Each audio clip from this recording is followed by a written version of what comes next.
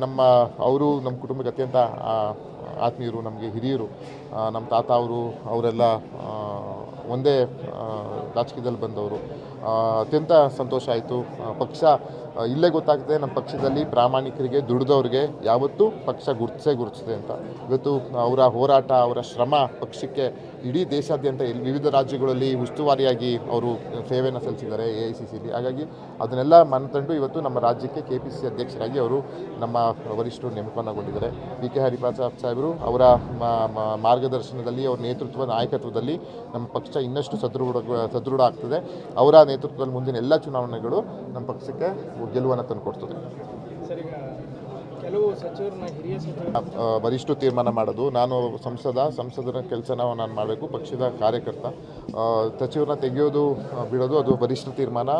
ಘನ ಸರ್ಕಾರದ ಮುಖ್ಯಮಂತ್ರಿಗಳು ಹಾಗೂ ಮಾಜಿ ಮುಖ್ಯಮಂತ್ರಿಗಳಾದಂತಹ ಸಿದ್ದರಾಮಯ್ಯ ಸಾಹೇಬ್ರ ಅವರ ಒಂದು ತೀರ್ಮಾನ ಮತ್ತು ವರಿಷ್ಠರ ತೀರ್ಮಾನ. ಹಾಗಾಗಿ ಇದ್ರ ಬಗ್ಗೆ ನಾನು ಸಮಂಜಸ ಅಲ್ಲ, ಇದ್ರ ಬಗ್ಗೆ ನಾನು ಇಲ್ಲಿ ಉತ್ತರ ಕೊಡೋದು.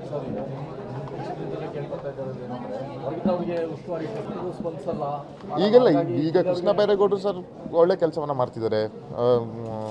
ಹಾಸನಕ್ಕೆ ಜಿಲ್ಲಾ ಉಸ್ತುವಾರಿ ಸಚಿವರಾದ ಮೇಲೆ ಅವರು ಒಳ್ಳೆ ಕೆಲಸವನ್ನು ಮಾಡ್ತಿದ್ದಾರೆ. ನಮ್ಮ ಜಿಲ್ಲೆಗೆ ನಾವು ಪ್ರಾತಿನಿಧ್ಯ ಕೊಡಿ ಅಂತ ಯಾಕೆ ಹೇಳ್ತಿದ್ದೀವಿ ಅಂತ ಹೇಳಿದ್ರೆ, ನಮ್ಮ ಜಿಲ್ಲೆಯ ಜನರ ನಾಡಿ ಮಿಡಿತ, ಇಲ್ಲಿಯ ಅಭಿವೃದ್ಧಿ ಬಗ್ಗೆ ಆಗಿರ್ಬೋದು, ಇಲ್ಲ ಕಷ್ಟ ಸುಖಗಳ ಬಗ್ಗೆ ಗೊತ್ತಿರ್ತದೆ. ಹಾಗಾಗಿ ನಮ್ಮ ಜಿಲ್ಲೆಗೆ ಪ್ರಾಮುಖ್ಯತೆ ಕೊಡಿ ಅಂತ ನಾವು ಕೇಳಿದ್ದೀವಿ. ಈ ಸಲ ಸಿಗ್ತದೆ. ಅವರು ನಮ್ಮ ಕುಟುಂಬಕ್ಕೆ ಅತ್ಯಂತ ಆತ್ಮೀಯರು, ನಮಗೆ ಹಿರಿಯರು. ನಮ್ಮ ತಾತ ಅವರೆಲ್ಲ ಒಂದೇ ರಾಜಕೀಯದಲ್ಲಿ ಬಂದವರು. ಅತ್ಯಂತ ಸಂತೋಷ ಆಯಿತು.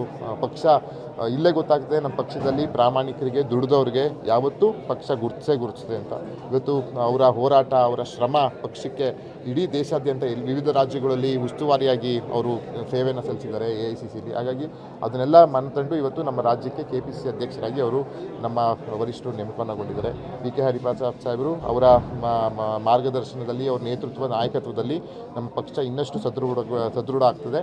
ಅವರ ನೇತೃತ್ವದಲ್ಲಿ ಮುಂದಿನ ಎಲ್ಲ ಚುನಾವಣೆಗಳು ನಮ್ಮ ಪಕ್ಷಕ್ಕೆ ಗೆಲುವನ್ನು ತಂದುಕೊಡ್ತದೆ.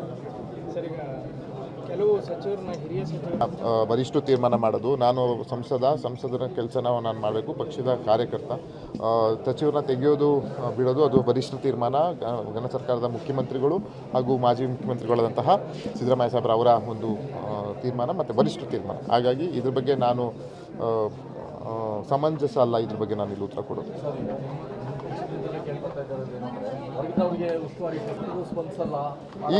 ಈಗ ಕೃಷ್ಣ ಬೈರೇಗೌಡರು ಸರ್ ಒಳ್ಳೆ ಕೆಲಸವನ್ನು ಮಾಡ್ತಿದ್ದಾರೆ. ಹಾಸನಕ್ಕೆ ಜಿಲ್ಲಾ ಉಸ್ತುವಾರಿ ಸಚಿವರಾದ ಮೇಲೆ ಅವರು ಒಳ್ಳೆ ಕೆಲಸವನ್ನು ಮಾಡ್ತಿದ್ದಾರೆ. ನಮ್ಮ ಜಿಲ್ಲೆಗೆ ನಾವು ಪ್ರಾತಿನಿಧ್ಯ ಕೊಡಿ ಅಂತ ಯಾಕೆ ಹೇಳ್ತಿದ್ದೀವಿ ಅಂತ ಹೇಳಿದ್ರೆ, ನಮ್ಮ ಜಿಲ್ಲೆಯ ಜನರ ನಾಡಿ ಮಿಡಿತ, ಇಲ್ಲಿಯ ಅಭಿವೃದ್ಧಿ ಬಗ್ಗೆ ಆಗಿರ್ಬೋದು, ಇಲ್ಲ ಕಷ್ಟ ಸುಖಗಳ ಬಗ್ಗೆ ಗೊತ್ತಿರ್ತದೆ. ಹಾಗಾಗಿ ನಮ್ಮ ಜಿಲ್ಲೆಗೆ ಪ್ರಾಮುಖ್ಯತೆ ಕೊಡಿ ಅಂತ ನಾವು ಕೇಳಿದ್ದೀವಿ. ಈ ಸಲ ಸಿಗ್ತದೆ.